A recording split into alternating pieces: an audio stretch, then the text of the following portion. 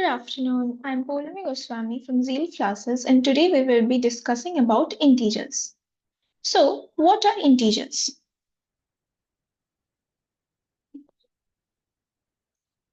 So, integers are whole numbers and all of their opposite numbers also. What do I mean by this statement? Suppose there is a number 3, 7, 1, 4. So, they are whole numbers. They are not fraction like 3 by 7 or like minus 7 by 4 or something like that. So they are all whole numbers and we are taking their opposite numbers, that is the negative number of them, like minus 3, minus 7, minus 1, minus 4, all of them are considered as integers. And the most important thing is that 0. 0 is also an integer. So no fractions or no decimals are considered as integers. Only the whole numbers including 0 and the negative numbers also are considered as integers.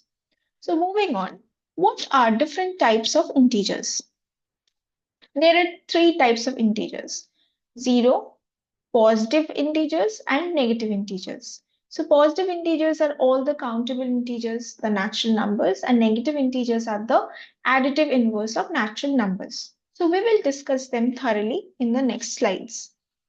So what is 0? So 0 is neither a positive nor a negative integer. It is a neutral number.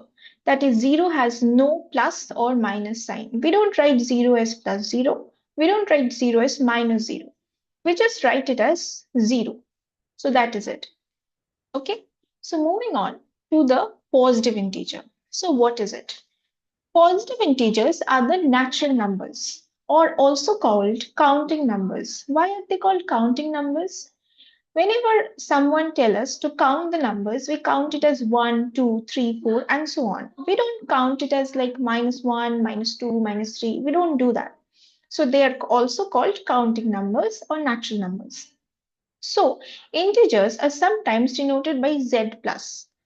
These positive integers lie on the right side of 0 on a number line. So I have given a number line over here, and this is the 0 or the origin of number line or the origin point.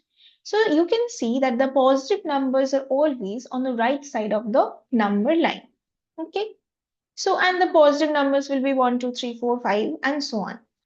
So moving on, there is a hint that if we do not see any sign in front of a number, suppose we write as 3, we write as 7, we write as 8, so we will always consider them as positive number. Okay.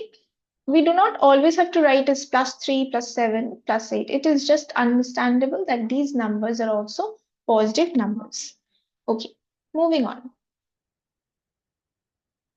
What are negative integers? The negative integers are the negatives of natural numbers, like the numbers we have learned just now, like 1, 2, 3. So the negative numbers are the opposite of the positive numbers. So they are denoted by z minus. And contrary to the positive integers, they lie on the left hand side of the 0 or the origin number. Okay. See, you can see they are on the left hand side of the 0. So, what are opposite integers? Two integers will be considered as opposite if they are located on different points from the 0, but they have to be in the equidistant. Suppose we are considering plus 7 over here, and we are also considering minus 7 over here. So there are 6 numbers in between 0 and minus 7, and also 6 numbers in between 0 and plus 7. So they both are equidistant from each other.